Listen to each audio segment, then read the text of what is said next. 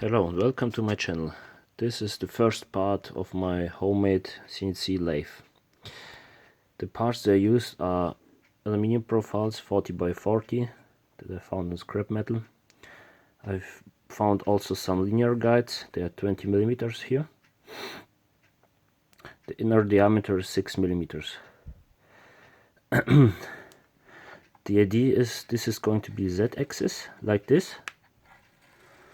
And we need one more of these linear guides for the X-axis right here. But I think I ordered them on AliExpress. So this is the main block where the chuck is going to be assembled with some bearing like this. The shaft is inner diameter is 20 millimeters. It's going to be fit for the 80 millimeter chuck. I need to order some bearings for here. The pulley is going to be out of wood behind here, and these two parts are going to be the end of both sides.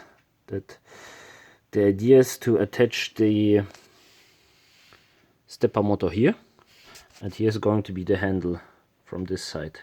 Also here's going to be the handle from here, and the motor is going to be sit here in place.